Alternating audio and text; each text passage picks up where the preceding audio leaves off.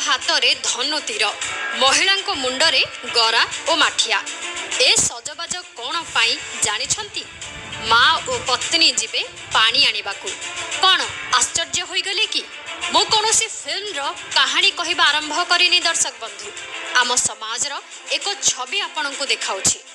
आज भी एते भयभीत अवस्था लोके चलुछंती तार एक नमूना देखाइबाकू जाउछि चलंतु जिबा केन्दुझर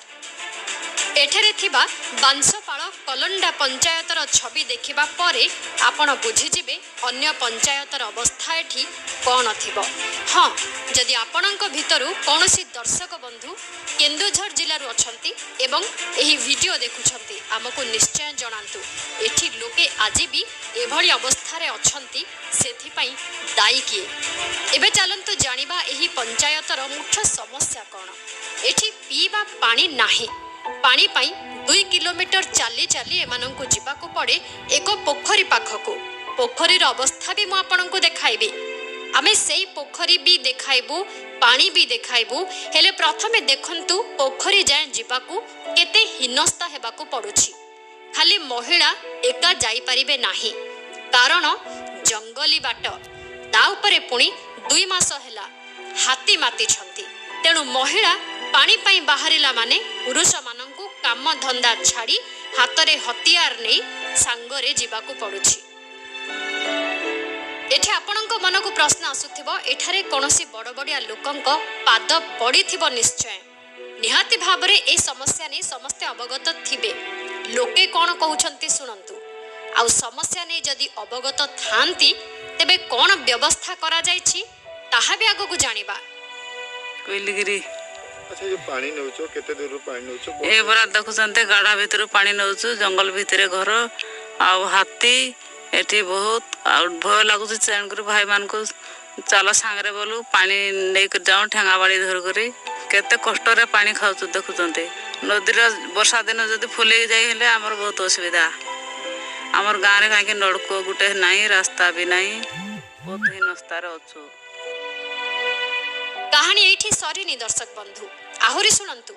पाठ पढ़िबाकू पिला 2 घंटा आगरू घरु बाहरुछंती कारण स्कूल एवं अंगनवाड़ी 5 किलोमीटर दूर रे सेमाने भी को पिचु रास्ता रे जानतीनी पिला भी जंगल भितरे पसी पाठ पढ़िबाकू जानती एथि प्रति ना वन विभाग किछि दायित्व नेउछि ना ही प्रशासन हाथी ता बाटरे बुलुछि पिला जीवन को पानी छड़े दे निज रास्ता निजे देखुछंती आउ आम बड़ बाबू माने सहर रे एसी रूम रे आराम रे बसी ए सब देखुछंती एमिति नाइ जे ए व्यवस्था ए समस्या विषय केही जानि नाहंती। आज्ञा आम स्कूल तो बहुत दूर आमको के नहीं छाड़ दो 5 किलोमीटर जंगल रास्ता रास्ता ही भलो नहीं हाथी रास्ता रे ठिया होची डर लागे सेति पई आमे जाऊ नहीं पाठ पढ़ते इच्छा अच्छे ने ए हाथी तो सेति पई आमे पाठ पढ़ते नहीं घरे बस के पढ़ुछा केही गोटे अधे मले सिना एही जागा को जिबे दीर्घ 15 दिन हेला पिला स्कूल जाऊ नाहंती कारण आखो पाखरे हाथी बुलुछि कदमडीही स्कूल रे उपस्थान सुन कहिले चले अंगनवाड़ी कथा न कहिबा भलो एटू तो जंगल रास्ता पूरा जंगल रास्ता एटू 5-6 किलोमीटर हो सेमानकर गार्डियन जो दिन आनी छाड़ दियंती कि रुसिया जन खंजीचु सेठू रुसिया आसले आसंती नचत रही जाती हाथी माड़माड़ होतुबारु सेमान को मु मना करे जो दिन गार्डियन आसीबे आसीबो नने खाली छुआ छाड़िबो नै बोली कहिछि। एठी बड़ बड़ लोक ही असुरक्षित पिलांकु किए सुरक्षा देबा कथा चिंता करिवो